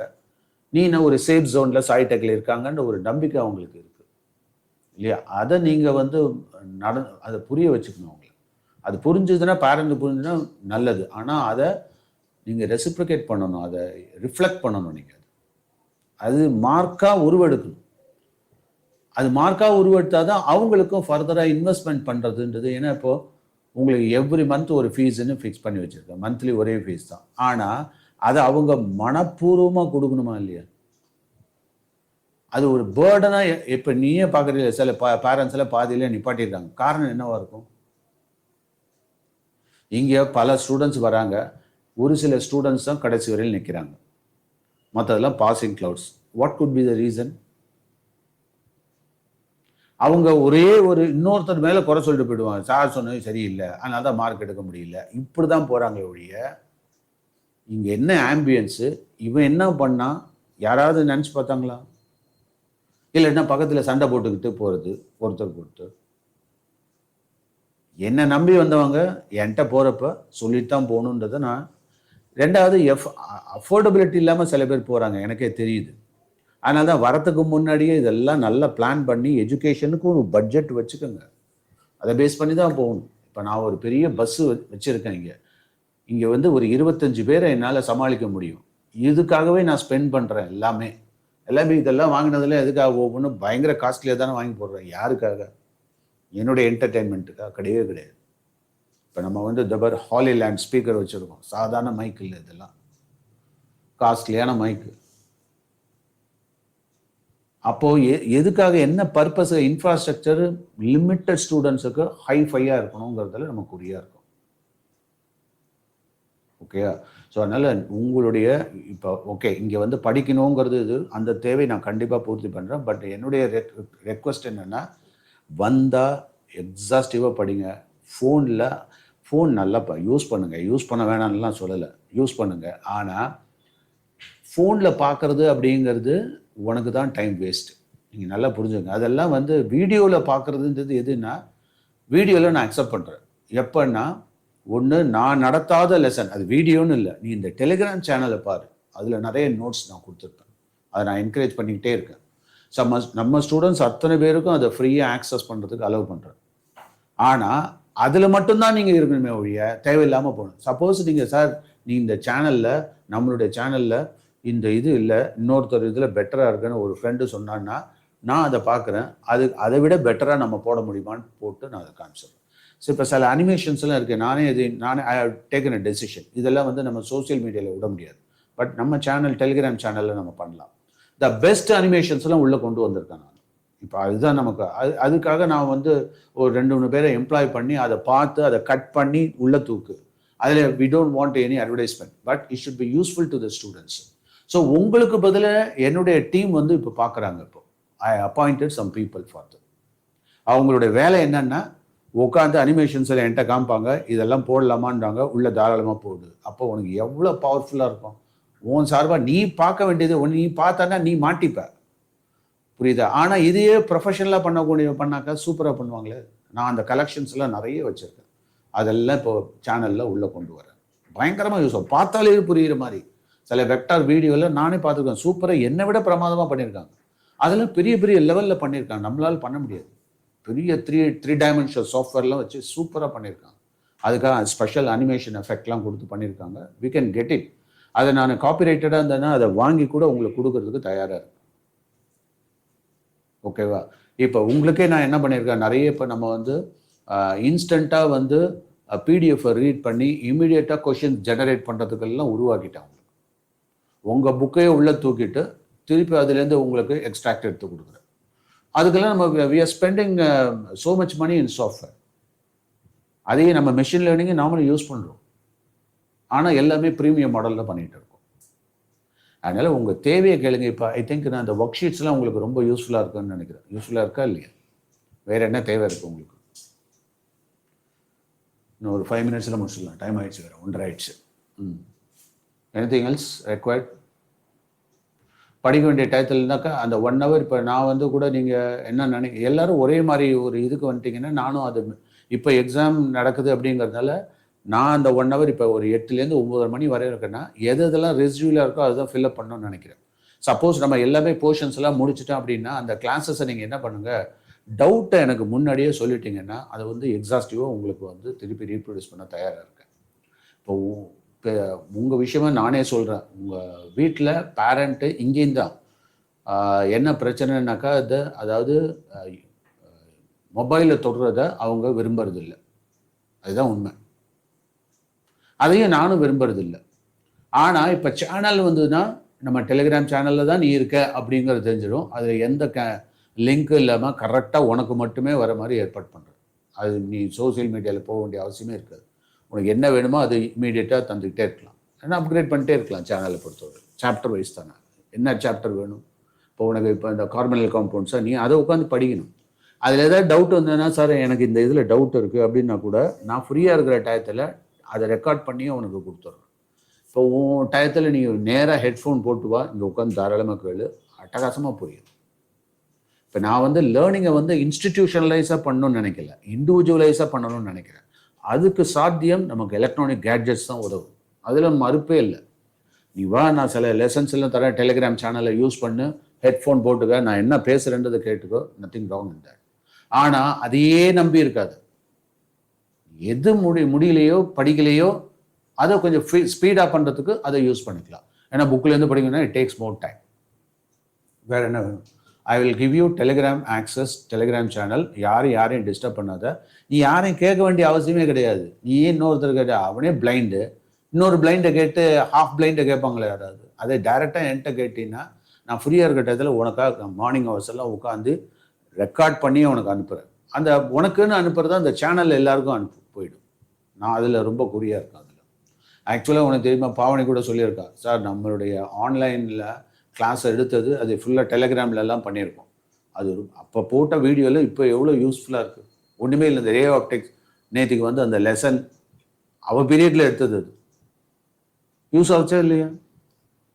அந்த ரியர் மிரரில் அந்த ஸ்போர்ட்ஸ் மேன் ஜாகர் வந்துட்டு இருப்பான்ல, அந்த சம்மு அருமையான சம்மு.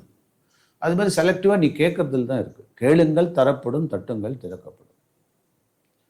Okay, I will give you an access. And அது தகுந்த பேரண்ட்டை நானும் சொல்லிடுறேன். But you can bring the electronic gadget, don't misuse it. If you misuse இட்னா காலி. நம்ம சேனல் மட்டும் பார்க்குறதா இருந்தால் நம்ம அலோவ் பண்ணுறோம். சார் நம்ம சேனல் அது ஒரு உறுதிமொழி எடுத்துக்க, I will definitely allow.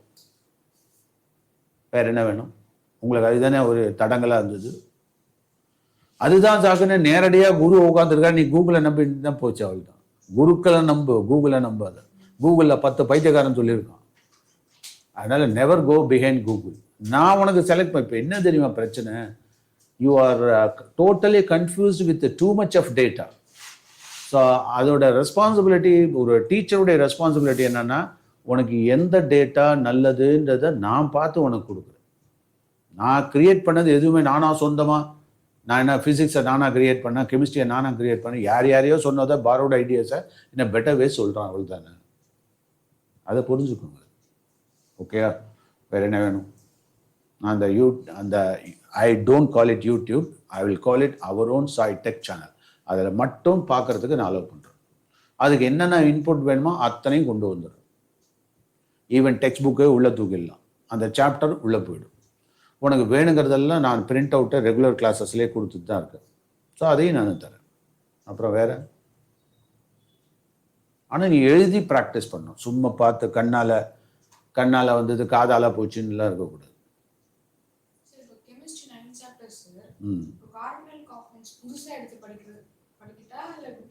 Carbonic compounds இப்போ ரன்னிங் டாபிக் தானே நமக்கு. உனக்கு எப்போ எக்ஸாம்? நெக்ஸ்ட் வீக் தானே. இப்போ ரன்னிங் டாபிக் தானே நமக்கு, அதை கண்டினியூ பண்ண போகிறோம். அதனால் உனக்கு இன்னும் சேஃபாக தான் இருப்ப நீ. ஆனால் அதை ப்ராக்டிஸ் பண்ணு. அண்டு அதோட மற்ற சாப்டர்ஸ், ஓல்டு சாப்டர்ஸ்லாம் கொஞ்சம் அசஸ்மெண்ட்டுக்கு வச்சுக்கோ. டெஸ்ட்டு எழுதிக்காம, டெஸ்ட் எழுதுனா போச்சு. அது நீங்கள் டெஸ்ட் எழுதுறது வண்டி கொஞ்சம் அப்பப்போ, சார் நான் சீக்கிரட்டுக்கு ரெடி, நான் எழுதுகிறேன் இல்லையா. அதாவது நீங்கள் நல்லா ஞாபகம் வச்சுக்கணும், ஒர்க் ஷீட்ஸ் அப்படிங்கிறது ஒன்றை ப்ரமோட் பண்ணுறதுக்காக, ஒன்றை மோட்டிவேட் பண்ணுறதுக்காக, படிக்கிறதுக்காக ஒன்று. இப்போ டேர்ம்ஸு தெரியல உட்காந்துருக்க கூட. இப்போ வேர்ட் சர்ச் இன்ட்ரெஸ்டிங்காக இருக்கா இல்லையா? கிராஸ்வேர்ட் பசில்ஸ் அதுவும் இன்ட்ரெஸ்டிங்காக இருக்குது. ஸோ அந்த வேர்ட் சர்ச் இப்போ நீ கம்ப்ளீட் பண்ணி ஆகணும், உன்னை ஒரு வெறியை கொடுக்குது இல்லை, உண்டா இல்லையா? நமக்கே இன்ட்ரெஸ்டிங்காக இருப்பேன். எனக்கே அதெல்லாம் போடணுன்னு ரொம்ப ஆசையாக இருக்கும். ஹோட்டலில் போட்டு அந்த கிராஸ்வேர்ட் பசில்னால் பாஞ்சிருவேன் அப்படியே. ஓகே, அது போட்டால் ஏன்னா அது நம்மளை சேலஞ்ச் பண்ணிகிட்டு இருக்கும். அதனால அது பார்த்துடுறது ஒரு கை நேரம். ஓகே, ஸோ அது மாதிரி வேறு என்ன தேவைப்படும் உங்களுக்கு? ஸோ ஃபஸ்ட்டு ஒர்க் ஷீட்ஸை நான் இன்னும் கொஞ்சம் ரெடி பண்ணி தரேன். அது பிரிண்டட் மேட்டர்ஸாகவே இருக்கும். அதுக்கப்புறம் இந்த டெலிகிராம் சேனலுக்கு ஆக்சஸ் தரேன். அப்புறம் வேறு என்ன வேணும்? அதில் இப்போ எல்லாம் உங்கள் பிரச்சனை என்னென்னா, நீங்கள் உங்களுக்கு டவுட் இருந்ததுனாக்கா டவுட்டை ஒரு டவுட் கார்டு இருந்தது. நான் தான் சொல்லினேன், ஒரு ஃப்ளாஷ் கார்டு எடுத்து எனக்கு ஒரு கார்டில் சார் இது எனக்கு டவுட் இருக்குன்னா நான் அதை அந்த பர்டிகுலர் சேனலில் அதை ப்ரமோட் பண்ணுறேன். அது உங்களுக்கு ரொம்ப யூஸ்ஃபுல்லாக இருக்கும். ஓகே, அண்ட் எல்லா விஷயத்தையுமே நம்ம சோசியல் மீடியாவில் சோசியல் மீடியா சும்மா ஜஸ்ட்டு இனிஷியேட் பண்ணுறதுக்கு தான். அதையே நம்பிட்டுலாம் இருக்கக்கூடாது. நம்ம இன்டெப்த்து போகணும். அப்போ சாப்டர் வைஸ் டீப்பாக போகணும். நம்ம வேறு என்ன வேணும் உங்களுக்கு? தயவுசெய்து எனக்கு 2 விஷயம் பண்ணுறீங்க. எக்ஸாம் டயத்தில் லீவை போடுறது, சொல்லிக்காமல் லீவ் போடுறது, இந்த 2 வேலையும் பண்ணாது. உடம்பு சரியில்லைனாக்கா ஜெனுவின், அதெல்லாம் ஒன்றும் அக்செப்ட் பண்ணலாம் இல்லையா. அப்புறம் யார்கிட்டையோ கோச்சிக்கிட்டு திடீர்னு வராமல் இருக்கிறது, இதெல்லாம் தப்பு. அது நீங்கள் பண்ணுற வேணாம், புரியுதா? ஸோ இங்கே நடக்கிறது இங்கேயோடு விட்டுடணும். இங்கே இருக்கிறது அங்கே போய் சொல்கிறது, அங்கே இருக்கிறது இங்கே போய் சொல்கிறது, பேரண்ட்டை கன்ஃபியூஸ் பண்ணுறது, இதெல்லாம் வச்சுக்கவே கூடாது. நம்ம இங்கே எதுக்காக வந்திருக்கோம்? என்கிட்ட படிப்பு சொல்லிக்கிறதுக்கு தான் வந்திருக்கோம். அதை கடமையை நிறைவேற்றுது. அது நீங்கள் அப்சல்யூட்டாக நல்லா பண்ணிங்கன்னா உங்களுக்கு கிராண்ட் சக்ஸஸ் காத்திருக்கும். ஓகே, ஸோ வேறு எதாவது ஷேர் பண்ணணுமா? நான் தான் நிறைய பேசியிருக்கேன்னு நினைக்கிறேன். ஆஸ் யூஸ்வல் நீங்கள் ஒன்றும் கேட்கவே மாட்டேன். கேளுங்கள் தரப்பண்ணா கூட கேட்கவே மாட்டேன்னா வேறு என்ன வேணும்? ரிபேக்கா உனக்கு என்ன வேணும்? ஆளை விடுங்க சார், இப்போதைக்கு எனக்கு பசிக்குது. எதுல ஸ்ட்ராட்டஜியா? டு அண்டர்ஸ்டாண்ட் த கான்செப்ட் அப்படின்னு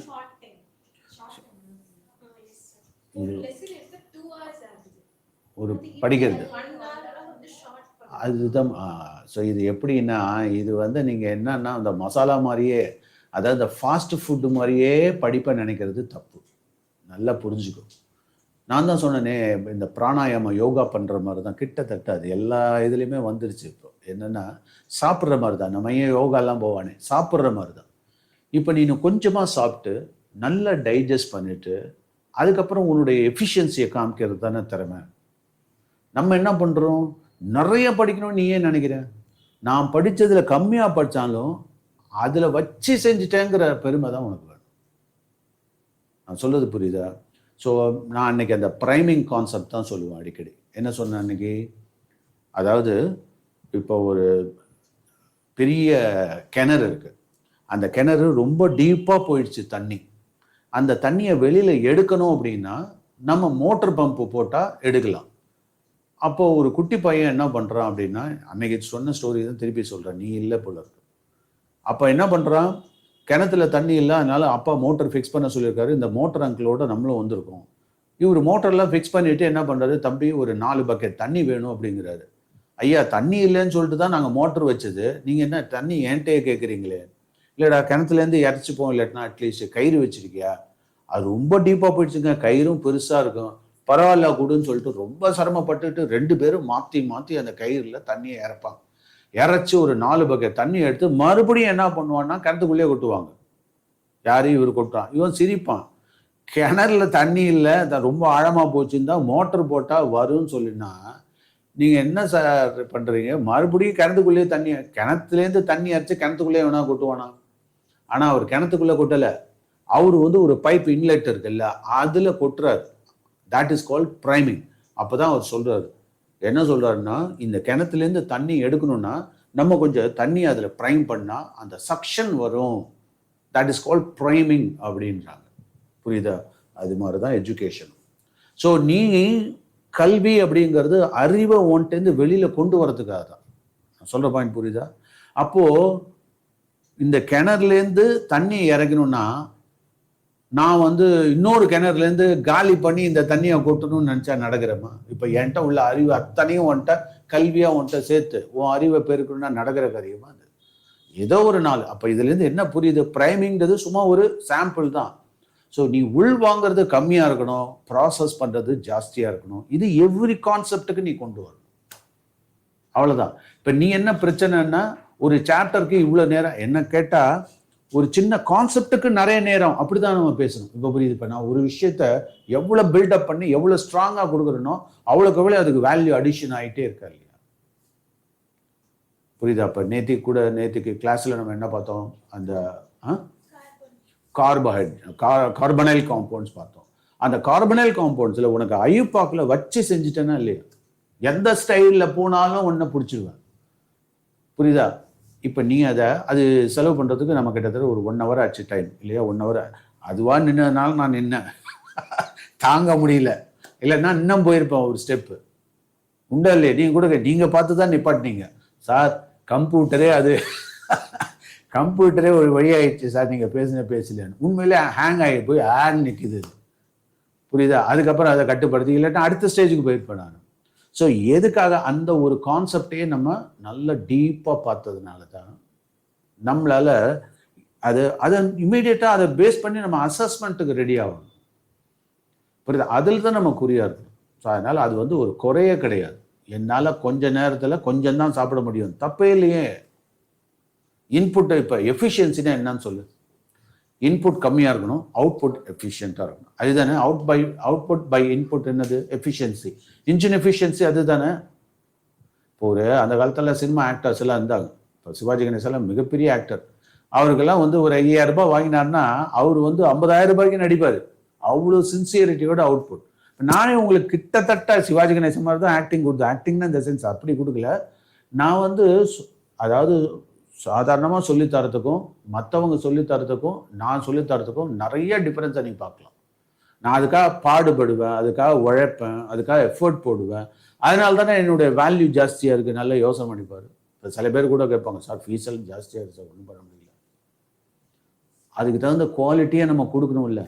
அது ஆட்டோமேட்டிக்காக இந்த ஃபீஸை ஃபிக்ஸ் பண்ணது யார்? நானா? கிடையவே கிடையாது. பேரண்ட்டை அக்செப்ட் பண்ணாங்க, அதனால கொடுக்குறேன். அப்போ அவங்க சாட்டிஸ்ஃபை ஆகிற அளவுக்கு நான் வந்து அதனால தான் அடிக்கடி உங்கள்கிட்ட இன்ட்ராக்ட் பண்ணிகிட்டே இருக்கேன். அந்த இண்டிவிஜுவலாக அவங்கள போய் சேருதாங்கிறதுல குறியாக இருக்கணுமா இல்லையா? அப்படி தான் உன்னுடைய படிப்பும் அமையணும். இன்றைக்கி அந்த மாதிரியான ஒரு ஸ்ட்ராட்டஜி, இதுதான் ஸ்ட்ராட்டஜி. இப்போ புரியுதா? நீ கேட்டிய ஸ்ட்ராட்டஜி, நீ அது தப்பு பண்ணல, கரெக்டாக தான் பண்ணுற. நீ தப்பாக நினைக்காத. என்னால் அது வந்து டிஃபெக்டாக சொல்லாத, அது வந்து பெஸ்ட்டு. நீ பண்ணுறது தான் கரெக்டு. இப்போ புரிஞ்சுதா? அதாவது நம்மளே மட்டமாக சில டைம் நினச்சிட்டு இருக்கோம், முக்கால்வாசி நேரம் நினச்சிட்டு இருக்கோம். அது தப்பு. There is no alternate. ஒவ்வொருத்தருக்கும் டீனா ஃபேக்டர் ரொம்ப ஜாஸ்தி. அதை நம்ம புரிஞ்சுக்கிறது இல்லை. There is no alternate. ரிபேக்காவால் மட்டும்தான் ரீப்ளேஸ் பண்ண முடியும், வேறு யாராலையும் ரீப்ளேஸ் பண்ண முடியாது. குரு ஷாதிகான்னு தான் பிறந்திருக்கா. கிருத்திகா தான். விமிரித்து தான்.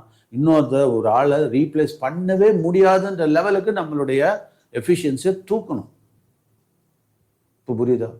அதனால் அதை வந்து குறை கிடையாது, அது நிறை தான் அது. ஸோ அதனால் அது வந்து நம்ம என்ன இதுவா, இப்போ உங்கள் அம்மா சமைக்கிறதுக்கு நல்லா சமைச்சு ஒரு நாளைக்கு ஜம்மா சாப்பிட்டோம். இதை போய் கையேந்தி பவனில் தான் கிடைக்கும் ஷார்ட்டாக. அதெல்லாம் நம்பாது. அது சரியாக வராது. படிப்புனாலே டீப்பர் ஸ்டடி தான். கான்செப்ட் நான் அடிக்கடி இந்த பாவனி இருக்க பீரியடை கூட நான் ஒரு இன்ட்ரோடியூஸ் பண்ணேன், கான்செப்ட் ப்ளோ அப் அப்படின்னு சொல்லிட்டு. ஒரு கான்செப்ட் எடுப்போம், மல்டி டைமென்ஷனில் அதை ரெடி பண்ணுவோம். ஒன்றுமே இல்லை, பொட்டாசியம் பர்மாங்கனேட் மாவனே அன்னைக்கு ஃபுல்லாக அதுதான். நான் ஆக்சுவலாக ஒரு ஸ்கூல்லேயே அது பண்ணி காமிச்சேன்.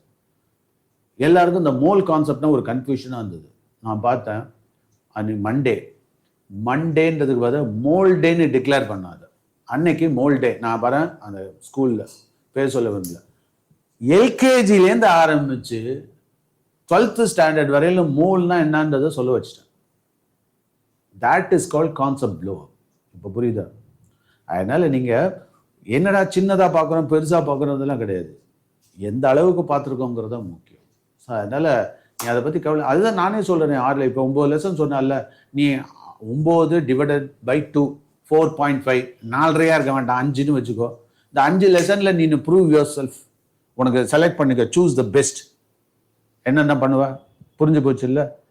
எப்படி இருந்தாலும் உனக்கு கார்பனைல் காம்பவுண்ட் நான் இப்போ ரன்னிங் டாபிக், அதையும் ஒரு லெசனாக சேர்த்துக்கோ. 6 லெசனில் ஞானி ஆக முடியாது அவனால.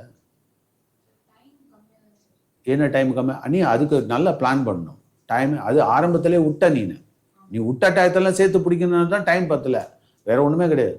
நீ ஆரம்பத்தில் ஜாலியாக இருந்துட்டு அதுக்கப்புறம் கஷ்டப்படுறீங்க, அதுதான் தப்பு. அந்த மாதிரி இருக்கிறது தான் தப்பு. வேற என்ன உனக்கு வேணும்? ஸோ இது புரிஞ்சிச்சு இல்லை? டைம் இப்போ டைம் வந்து பிரச்சனையே கிடையாது.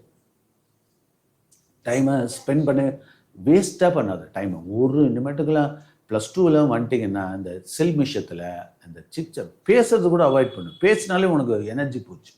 யார்கிட்டையாவது வெட்டி பேச்சு பேசினாலே, வெட்டி பேச்சை தூக்கி போடுங்க, லைஃப்பில் சக்ஸஸ்ஃபுல்லாக இருக்கலாம். வெட்டி பேச்சே பேசாது. உங்கள் அம்மாட்ட கூட வெட்டி பேச்சு பேசாது. நிஜமாக தான் சொல்கிறேன். என்னடா அது அம்மாவோட நீங்கள் என்ன பெரிய ஆளா? உண்மையிலே நான் தான் பெரிய ஆள் அகாடமிக்கை பொறுத்தவரையில்.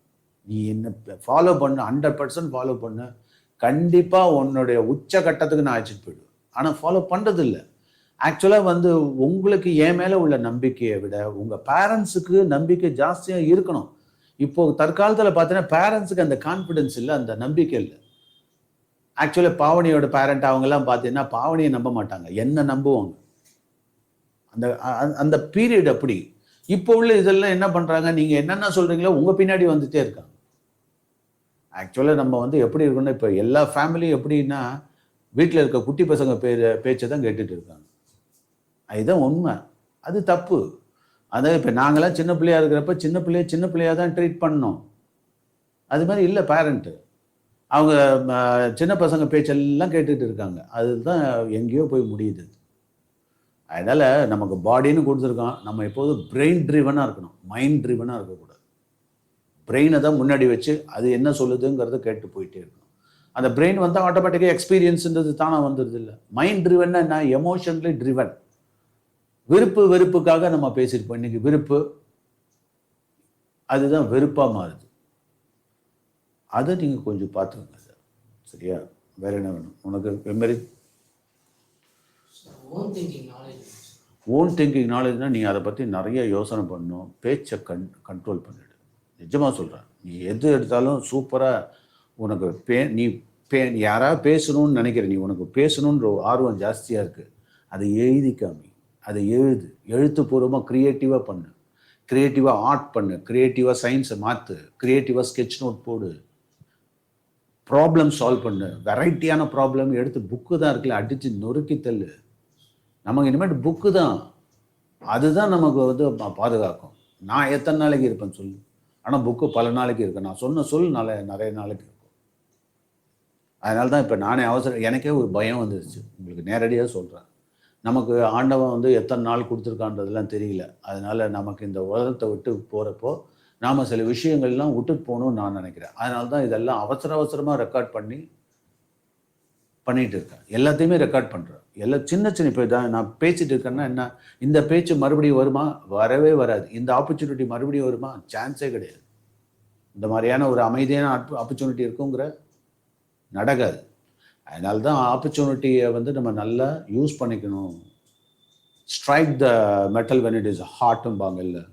அதனால் கோல்டு நல்ல தலை நல்லா ஹாட்டாக இருக்கிறப்போ அதை மெல்ட் பண்ணி ஷேப் பண்ணால் தான் உண்டு, இல்லைன்னா ஷேப் வராதே. அதனால் கரும்பு பாடுபடுது இல்லையா? கரும்பு என்ன பண்ணுது? சக்கையாகிறான், புளியறான், கசக்கிறான், ஆசிடில் போடுறான், பேஸில் போடுறான், வேக வைக்கிறான், கண்டதையும் உள்ளே கொட்டுறான், என்னென்னமோலாம் பண்ணி கடைசியில் பியூட்டிஃபுல் கிறிஸ்டல்ஸாக ஃபார்ம் ஆகுது. அதுதான் சுகர். என்ன அருமையாக இருக்குது பார்க்கறதுக்கு. சுகர் கிறிஸ்டல் சூப்பராக இருக்குது. எப்படி இந்த கரும்பு எப்படி ஆயிருக்கு. ஆனால் இல்லாமல் ஆக முடியுமா? அதனால் அடிக்கடி சொல்கிறது, there is no gain without pain. So you have to strain your brain. Otherwise you get drained. சாக்கடையில் தான் போய்விடும். அதனால் என்னோட சேர்ந்து ட்ராவல் பண்ணுறீங்க, நானும் உங்களோட சேர்ந்து ட்ராவல் பண்ணுறேன். என்னை நம்பி உங்கள் வீட்டில் விட்டாங்க. நான் ஒரு பைலட் ஆஃபீஸர். பைலட்டை நம்பணும். ஃப்ளைட்டில் ஏறிட்டீங்க, எவனோ ஒருத்தன் இறங்கிட்டான்றதுக்காக பின்னாடி நீங்களும் ஓடினீங்கன்னா நஷ்டம் யாருக்கு?